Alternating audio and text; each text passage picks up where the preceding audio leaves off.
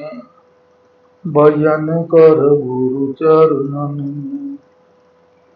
चरणन गंगा बरई, कर ले मन स्नान। चूके से ना पाइयो, ऐसो समय महान। चला चल गुरु चरणन में, भजन कर गुरु चरणन में। जिनके चरण चूमा कर, वही रूप ले ले नामा। जन्म जन्म की पाप की गठरी, पल छिन में धो दे नामा। इतनी दया न करना माँ में, सर चढ़ जाऊं बन के फूल। बस इतनी ममता रखना माँ, सदा बनूं चरणों की धूल। जब जब आए पावन बेला, करके दया बुलाना माँ। भूल चूक जो भी हो हमारी, हंस कर उसे भुलाना माँ। हंस कर उसे भुलाना माँ। जिया माँ सरस्वती जगतारिणी। जिया माँ सरस्वती जगतारिणी। तुम हो पतित पावनी गंगा, तुम हो पतित पावनी गंगा। कलिमल कलुष निवारणी, तुम हो धर्म धारणी। तुम हो धर्म धारणी यमुना, जन्म कर्म उद्धारणी। जिया माँ सरस्वती जगतारिणी। जिया माँ सरस्वती जगतारिणी। परम त्रिवेणी संगम तुम हो, जीव जन्म सुख हानि। परम त्रिवेणी संगम तुम हो, जीव जन्म सुख हानि। धरती की संतान तुम्हारी, धरती की संतान तुम्हारी। दुख में फिरे बुलानी, दुख में फिरे बुलानी। जिया माँ सरस्वती जगतारिणी। परम शक्ति दे दो मोरी माता, दुर्गा आदि भवानी। परम शक्ति दे दो मोरी माता, दुर्गा आदि भवानी। स्वामी दीन चतुर्भुज हरि की, स्वामी दीन चतुर्भुज हरि की।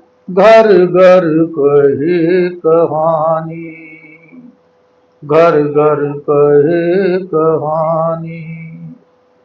जिया माँ सरस्वती जगतारिणी। जिया माँ सरस्वती जगतारिणी। जैसा कि आपको ज्ञात है, मिश्रा जी सबसे अधिक संतों के संपर्क में रहते, जो इस सिलसिले के जितनी भी शाखाएं हैं लगभग सबसे इनका संपर्क रहता है। और संतों से मिलते रहते हैं, उनसे पत्राचार करते रहते हैं, उनसे ऑनलाइन बात करते रहते हैं। हर समय ये एक सत्संग की धुन में लगे रहते हैं। इसके अलावा सत्संग की वीडियो बनाते हैं, उसमें भी इनका ध्यान लगा रहता है और रात रात भर इनको बीत जाती है वीडियो बनाने में। तो इस प्रकार से हम इस निष्कर्ष पर पहुंचते हैं कि मिश्रा जी सर्वाधिक हम सभी लोगों में जितने कोटा के निवासी हैं संतों के संपर्क में रहते हैं। और ये कहा ही गया है कि बिन सत्संग विवेकन हुई, तो बिना सत्संग के ज्ञान नहीं आ सकता और ज्ञान ही सच्चा जो है आध्यात्म पैदा करता है। ये तो लौकिक ज्ञान है, जितनी अपनी पुस्तकें पढ़ना, इंजीनियरिंग करना, ये सब लौकिक ज्ञान है। तो उसके संपर्क में ये सच्चा ज्ञान, अमूल्य ज्ञान के लिए साल भर में वैसे तो ये खुद लगे ही रहते हैं, लेकिन 2 सत्संग तो विशेष रूप से करते हैं। एक अपनी पत्नी की पुण्यतिथि पर और दूसरा बालक के पुण्यतिथि पर। ये दोनों सत्संग ये हमेशा से करते आए हैं। वह इनकी आत्मा को शांति मिले, वो भी ईश्वर के परम धाम निवास स्थान पर पहुँचे, ये इनका प्रयत्न रहता है। और बड़े मनोयोग से ये दोनों कार्यों को किसी प्रकार हम लोग उतना नहीं कर सकते जितना ये मिश्रा जी करते हैं, इसमें कोई संदेह नहीं है। तो जैसा कि पता है आपको कि इन्होंने अपने बच्चे की पुण्यतिथि पर ये कार्यक्रम रखा है। वह बच्चा तो अमरधाम में पहुंच ही चुका है, जो कुछ इन्होंने अपने सत्संग से उसे पहुंचा ही दिया है, परंतु उसकी याद में हर साल ये सत्संग का आयोजन होता ही है। अब आती है हमारे सत्संग की बात। देखो, हमारा सत्संग जो है एक ऐसा सत्संग है जिसको कि डॉक्टर चतुर्भुज साई जी ने प्रारंभ किया। रामचंद्र साहब से ज्ञान प्राप्त करके ये सत्संग डॉक्टर चतुर्भुज साई जी ने प्राप्त किया और इसका अपने ढंग से जो है इसको व्यवस्थित किया। तो किस तरह से व्यवस्थित किया, उन्होंने देखा कि देखो बेकार की बातों से चार पार पड़ती नहीं है।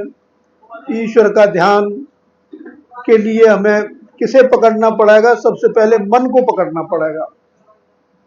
तो मन को हम पकड़ लें तो हम धीरे धीरे सतत प्रयत्न करते हुए उस ईश्वर तक पहुंच जाएंगे जो हमें शांति प्रदान करता है। तो उन्होंने सबसे पहले मन को कहा कि मन को कंट्रोल करो, गुरु के चरणों में डालो, गुरु से प्रीति करो और गुरु को अपना जो कुछ भी रिश्ता मानना चाहते हो उससे मान करके आगे बढ़ो। हम लोग जो है हमारे यहाँ बाहर से अंदर जाने की क्रिया नहीं है, हम अंदर जाएं फिर बाहर आवें। इस प्रकार उन्होंने एक हमें अमूल्य उपदेश दिया कि हम इस सत्संग का लाभ उठावें। तो मन सबसे बड़ा चंचल मन है, इसमें कोई संदेह नहीं है। 1 सेकंड भी नहीं रुकता और इसको रोकना बड़ा कठिन काम है, परंतु जब प्रयत्न किया जाता है तो यह रुक जाता है। तो जो इसका मन का ऊपरी भाग है चित्त, तो चित्त में योग चित्त वृत्ति निरोध, वहाँ वृत्तियाँ हमारी निरोध होने लगती हैं, उनमें व्यवधान उनमें जो है एकाग्रता आने लगती है और ये एकाग्रता ही हमें आगे बढ़ाती है। इससे हमारी बुद्धि निर्मल होती है। बुद्धि निर्मल होने से फिर हमारे जो अहंकार है वो हमारा नष्ट होता है और इस प्रकार मन बुद्धि और चित्त, मन चित्त बुद्धि और अहंकार के नष्ट करने पर हम ईश्वर तक पहुंच जाते हैं, गुरु में लीन हो जाते हैं और हमें ये मालूम पड़ता है कि हम संसार से अलग हो गए और संसार का कर्तव्य भी हम ज्यादा करते, औरों से अधिक कर्तव्य भी हम करते हैं, परंतु हमें चिंता व्याप्त नहीं होती। तो हमारी भक्ति का मार्ग ऐसा ही है कि हम जो है इस प्रकार से बढ़ें, गुरु का आश्रय लेकर के। और जैसा बताया गया कि मन का चंचलता इतनी ज्यादा है कि जिसको नियंत्रण करना बड़ा कठिन होता है। भागवत में भी एक कथा आई है, भगवान कृष्ण ने कालियानाथ को नागा, बच्चे गेंद खेल रहे हैं और सुदामा गेंद पहुंचा देते हैं कालीदेह में। यमुना भक्ति की प्रतीक है, उसमें गेंद जा पड़ती है। अब उसको निकाले कौन, तो निकालते हैं तो जो जाकर के श्री कृष्ण जाते हैं और कालीदेह में कूद पड़ते हैं और अंत में लोग सभी सखा घबरा जाते हैं, परंतु कृष्ण नाग के ऊपर नाच रहे हैं, नृत्य कर रहे हैं। तो ये सब जो है एक रूपक दिया हुआ है कि मन को नियंत्रण करने का। भगवान कृष्ण ने उस नाग को मारा नहीं, अन्य राक्षस मारे हैं, पूतना मारी है, अन्य लोग, अन्य शक्तासुर को दमन किया है, मारा है, लेकिन इस राक्षस को मन को मारा नहीं है। कहा है कि तुम रमणीक द्वीप में चले जाओ, अर्थात अच्छी बातों में रमण करो। तो हमें अच्छी बातों में इस मन को लगाना है और अंत तक हम इसी के सहारे पहुंच सकते हैं। तीनों शरीर को चीरते हुए, पहला स्थूल है, फिर सूक्ष्म है जो हमारी इंद्रियों का बना हुआ है, फिर कारण है।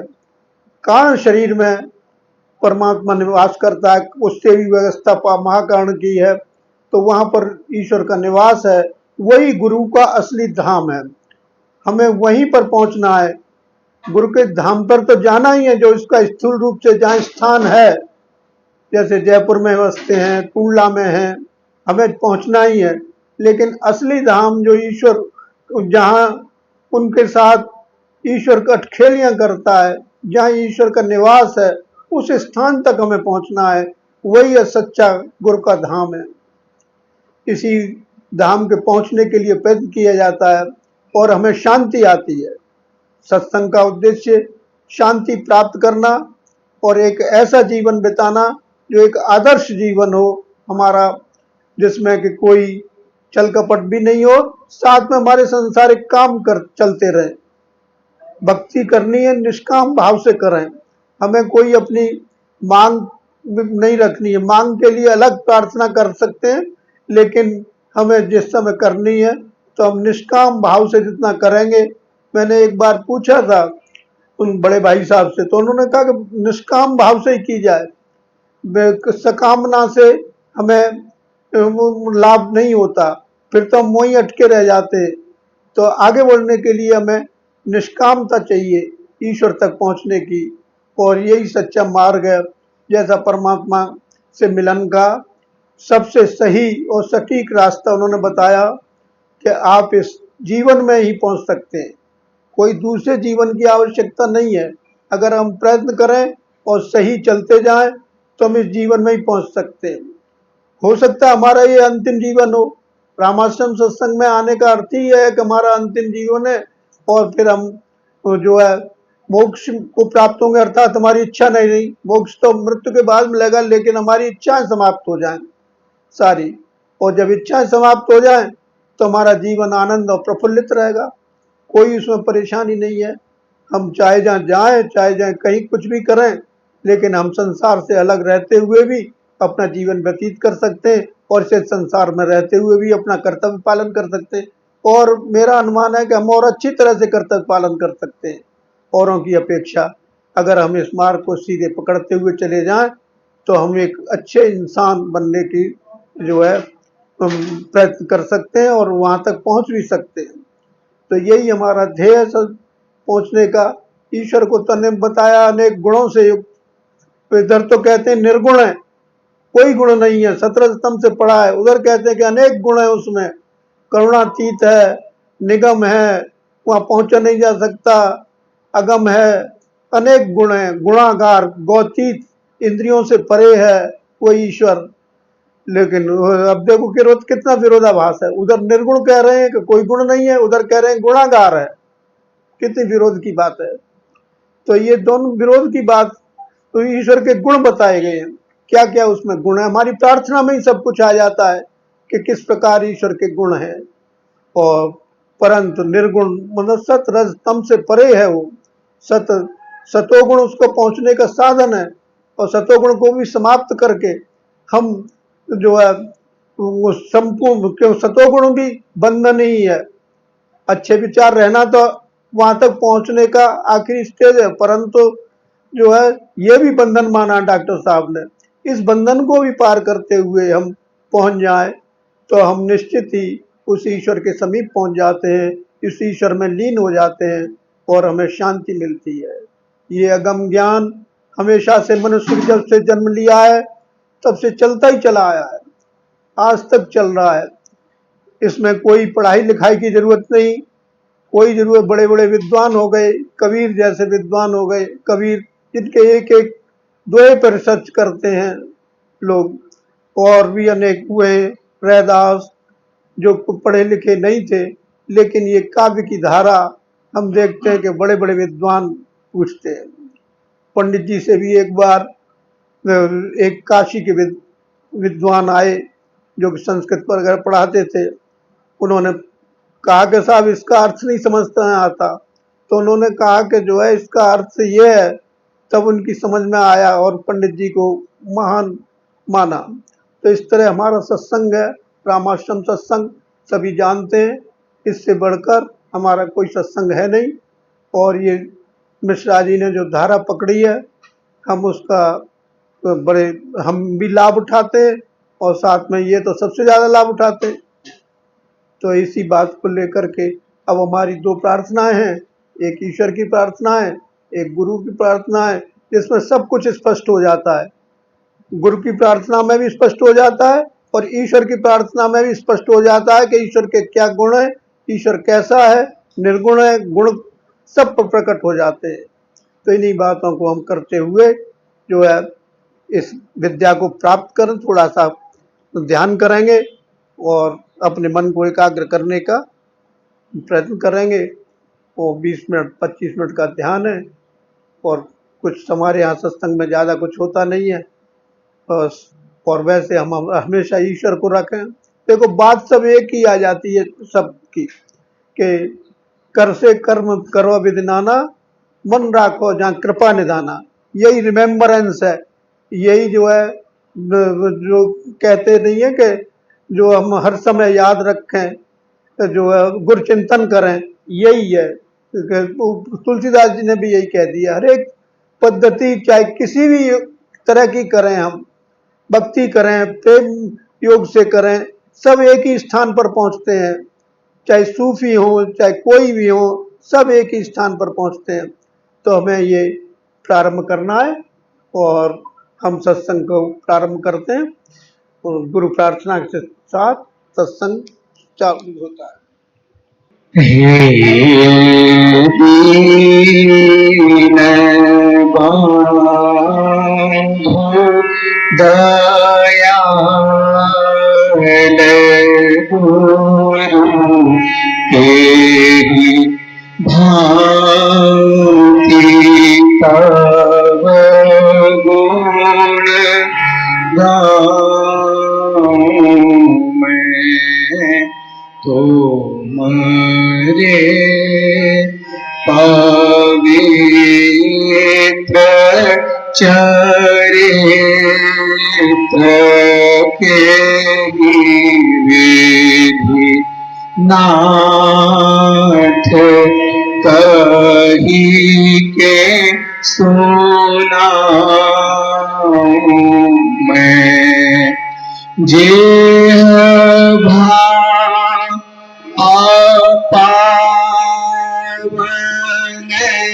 है मेरी गुरु नाम कैसे लीजिए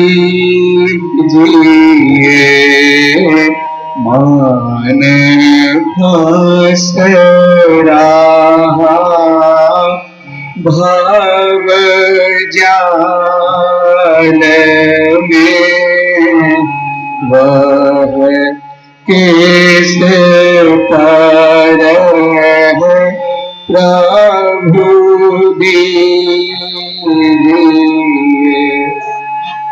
दान धान्य माया रूप है, क्यों कर यूं छावर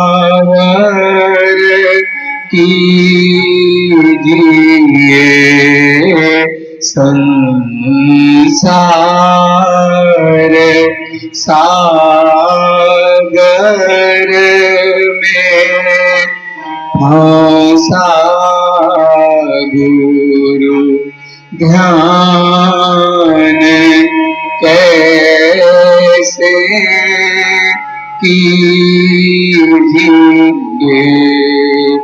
तान कैसे अर्पण कर सकूं, यह तो महापापी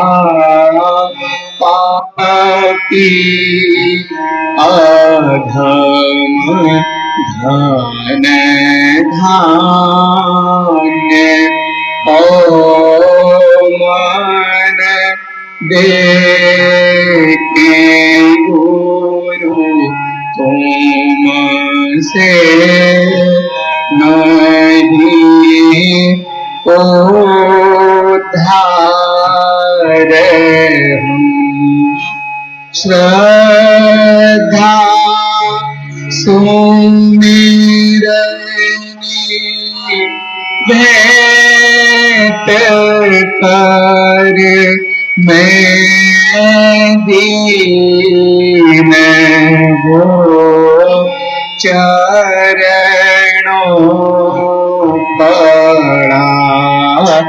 मैं पतित हूँ तुम पतित पावन आपका है आसरा। भाव सिंधु फंस रहा गुरुदेव मुझे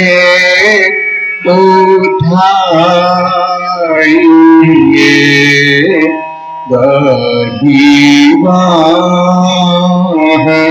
दीनानाथ अपराधी तो पार लगाइए। जो दीन हो चरणों पड़े, हे नाथ वे सारे तरे तेरा भिखारी तुम बिना प्रभु आसरा किसका करे। मैं दीन हूँ तुम दीन बंधु, मैं अधम तुम अनाथ हो मैं हूँ अनाथ कृपा निधान तो अनाथों के नाथ हो माता पिता सुत भ्रात भार्या कोई साथ न जाएंगे उस पाक तुम भी नरक में कोई न हाथ बताएंगे यह सोच के अब शरण आया अब ठिकाना है नहीं बस पार कर दो मेरी नौका और अपना है नहीं हे जगन्नायक विश्व विनायक हे जग जीवन के जान हे दुख जन जन मान रंजन जय जय आनंद के घन है गुरु माता सब जग त्राता मनुज रूप नागर हे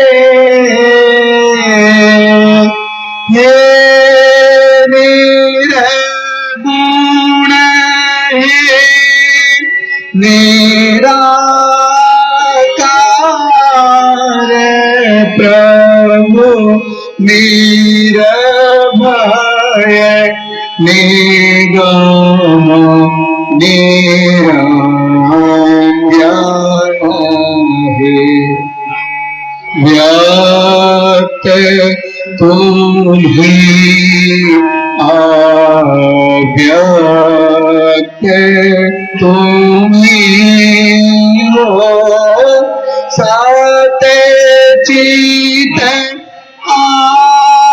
आनंद रूप विभो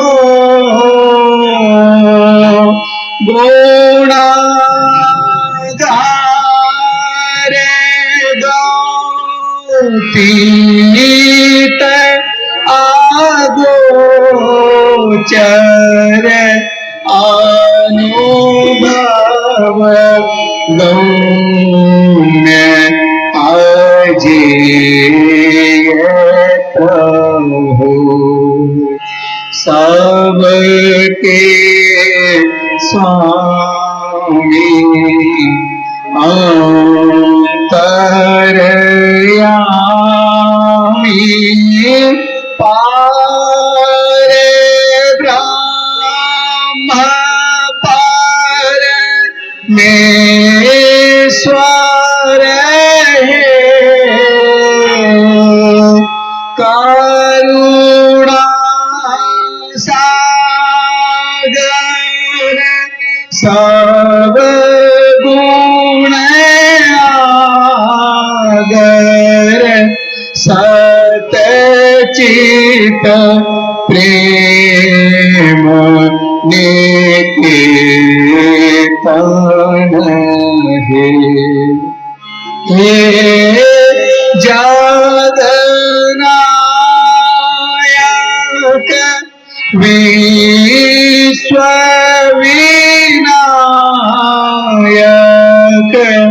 हे जग जीवन के जन हे दुख भांजन जान मान रंजन जय जय आनंद के गान है। जैसा कि गुरु महाराज ने बताया कि धारणा पहले बनाई जाती है, फिर ध्यान, और ध्यान के बाद में फिर समाधि की अवस्था आती है, जिसमें हम अनेक समाधियों को पार करते हुए शून्य और महाशून्य की स्थिति में पहुंच जाते हैं, जहाँ सब कुछ शांत हो जाता है। यह हमारे सत्संग का या किसी भी महान सत्संग का यही लक्ष्य है। हर एक सत्संग, चाहे भक्ति मार्ग का हो, चाहे प्रेम योग का हो, कोई हर एक का यही लक्ष्य है कि हम किसी प्रकार एक अच्छे इंसान बने, शांति प्राप्त करें और जीवन की वासनाओं से मुक्त होकर के अपना जीवन व्यतीत करें। देखो, ईश्वर से की साधना से कितना मनुष्य पवित्र और अच्छा बन जाता है, इसका उदाहरण हमें भागवत में मिलता है।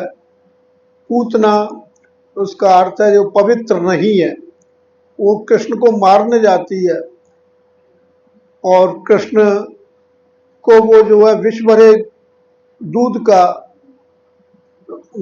यशोदा से लेकर के और वो विष भरे दूध का पान कराती है। परंतु जो कृष्ण है, ईश्वर सबका भलाई चाहता है, उस राक्षसनी का भी उन्होंने भला चाहा और सारे उसके अवगुण जो थे उससे दूध पीते पीते ही अर्थात उसने छीन लिए और वो एक पवित्र आत्मा बन गई। और पवित्र आत्मा बन करके वह सीधी स्वर्ग से धार गई। और फिर उसके बाद में भागवत का वर्णन आता है कि जब उसके दाह संस्कार हुआ तो 2 कोस तक सुगंधी गई उसके। कहने का तात्पर्य है कि मनुष्य कितना पवित्र और सुगंधित हो जाता है, उसके मलमूत्र कम हो जाते हैं, ऐसा डॉक्टर साहब ने लिखा है। तो उस स्थिति को हम प्राप्त करें और अपने जीवन को सफल बनावें।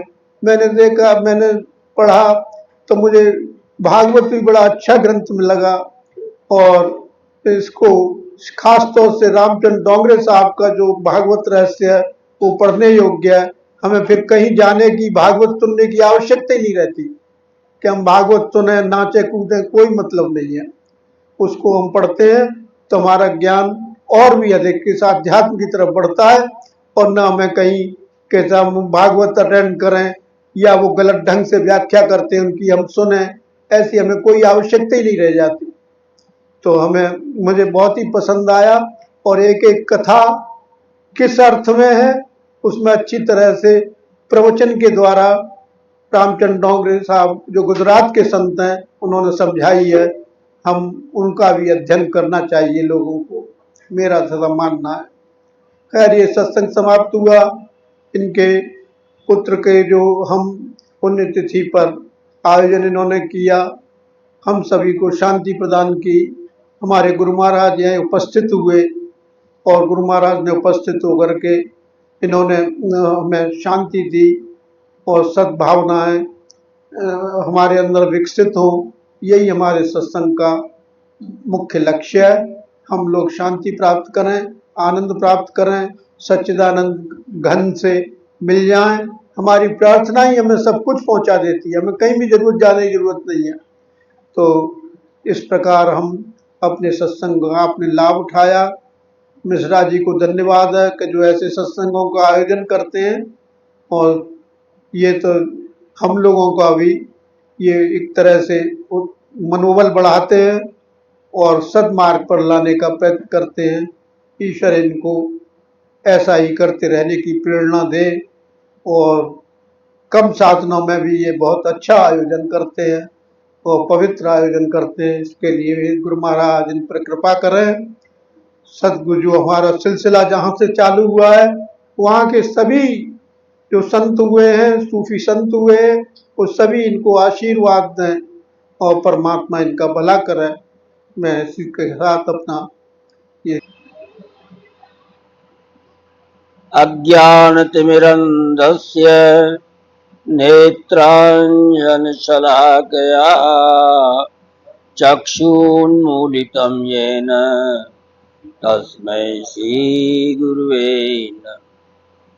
यह तनवृष की वेलड़ी गुरु अमृत की खान, शीश दिए से गुरु मिले तो भी सस्ता जा। मन्नाथो तो जगन्नाथो मद्गुरु सो जगत गुरु, ममात्मा सर्वभूतात्मा तस्मै श्री गुरुवे नमः। हे मेरे गुरुदेव करुणा सिंधु करुणा कीजिए।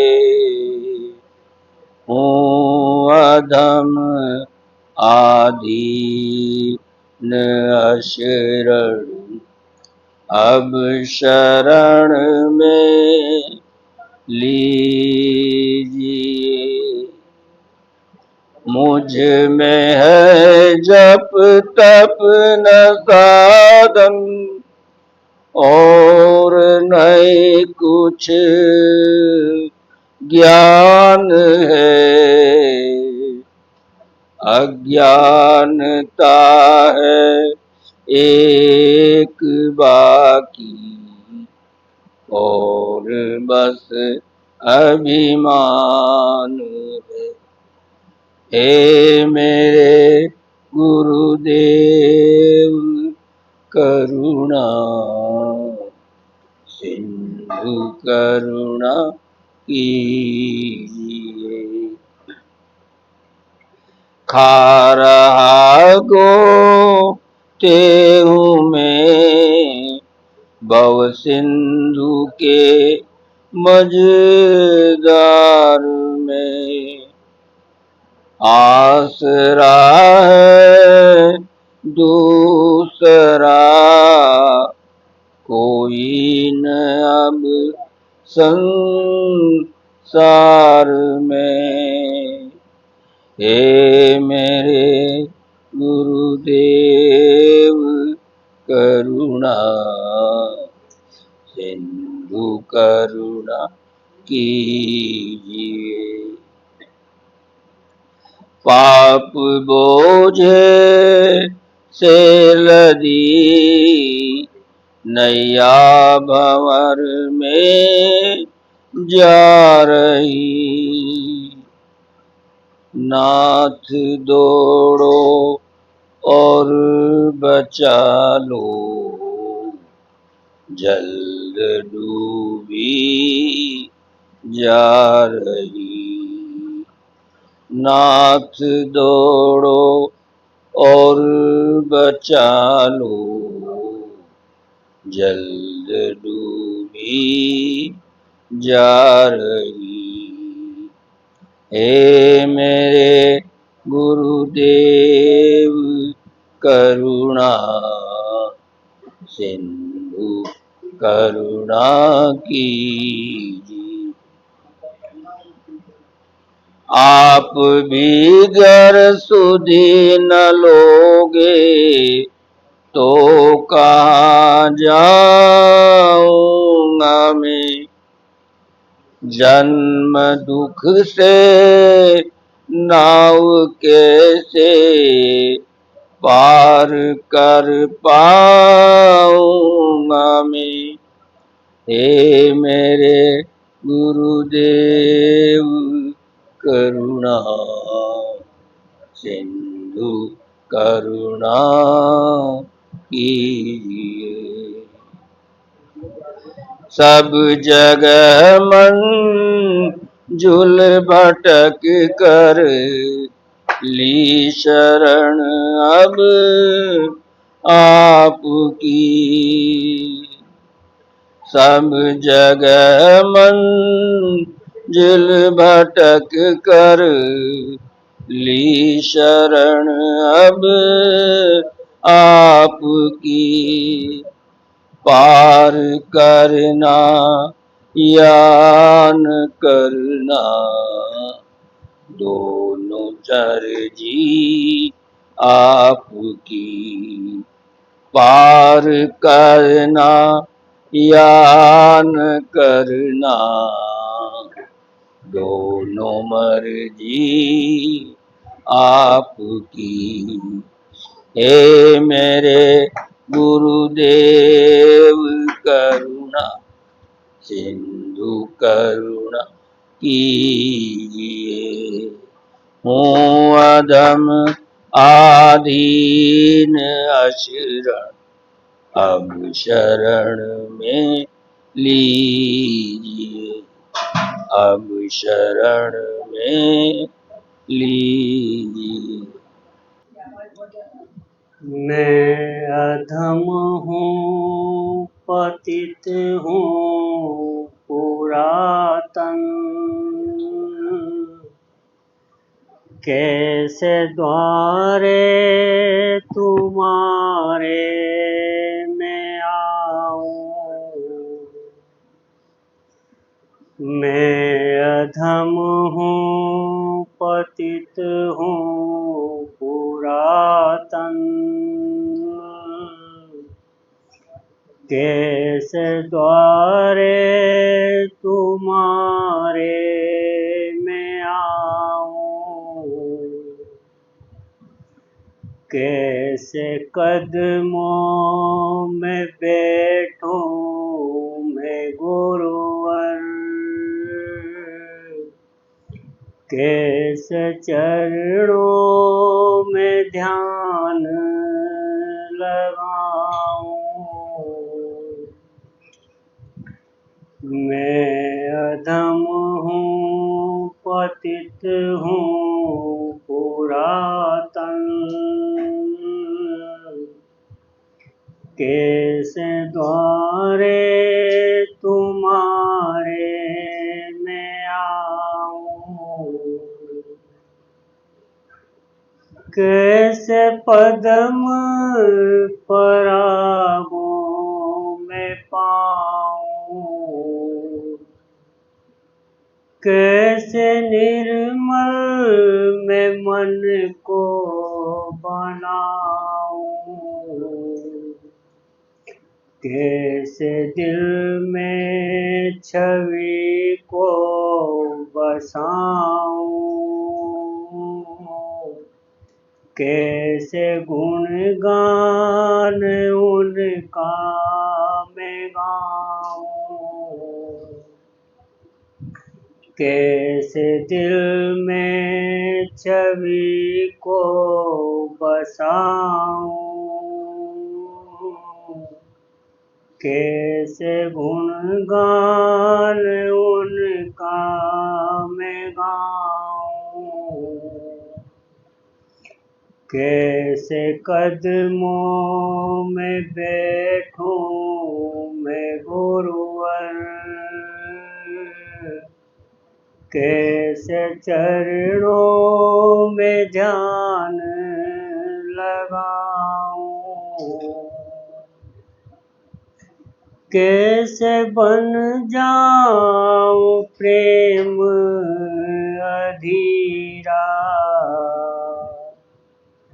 कैसे मन को बंधाऊं मैं धीरा, कैसे सौंपूं उन्हें ये शरीरा, कैसे नैनों से नीर बहाऊं,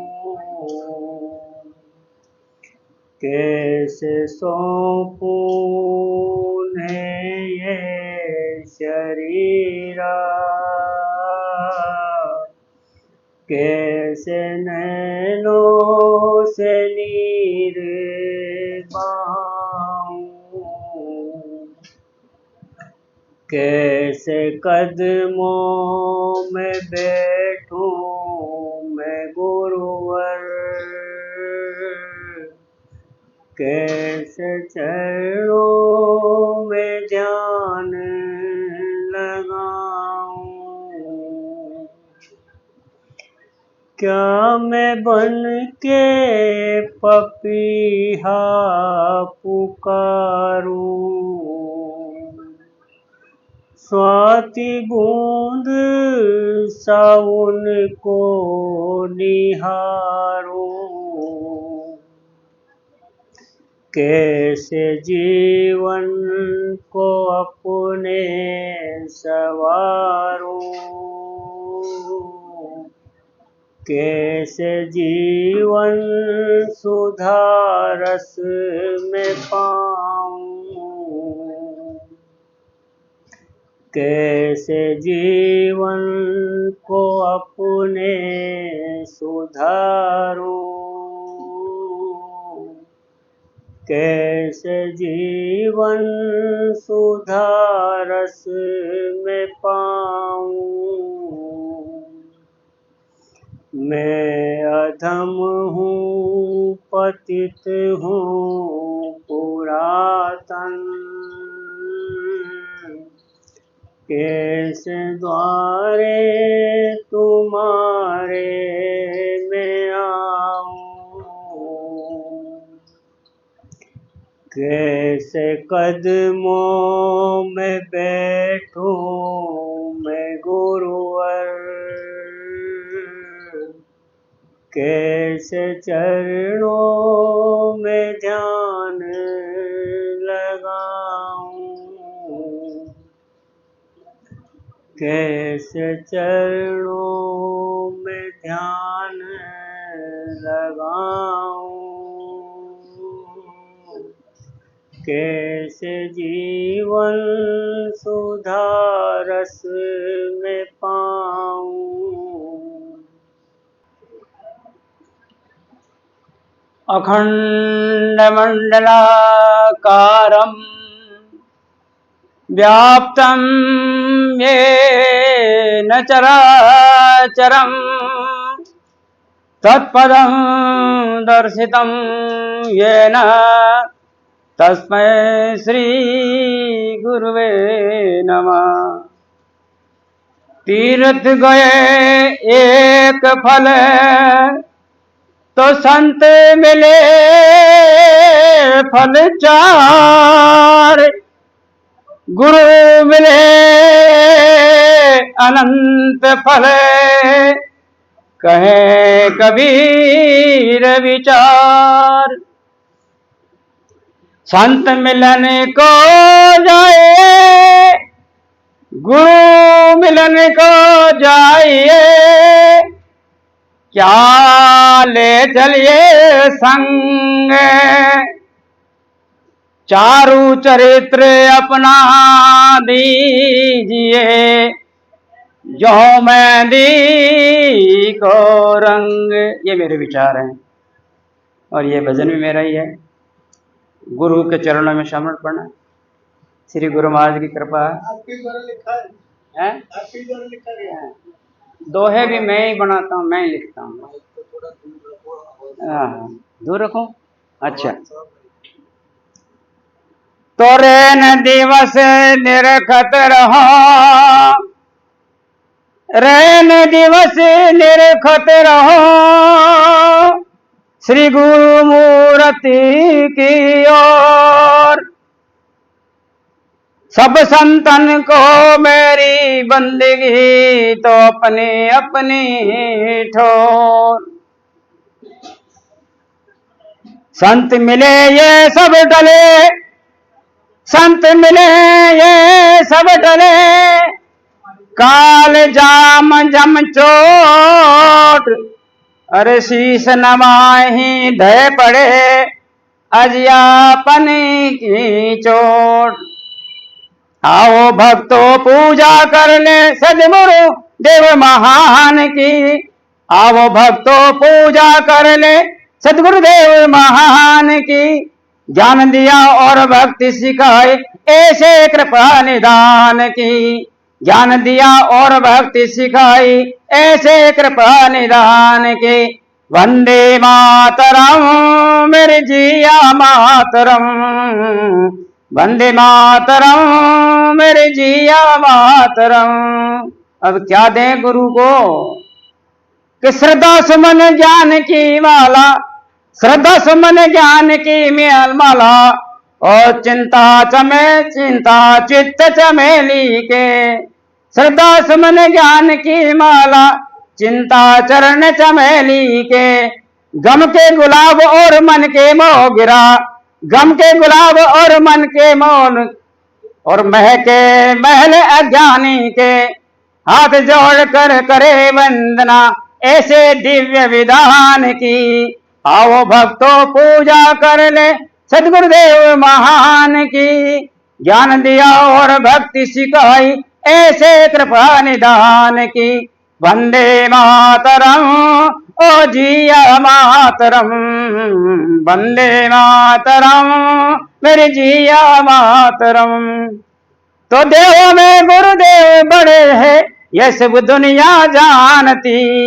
देवों में गुरुदेव बड़े हैं, ये सब दुनिया जानती।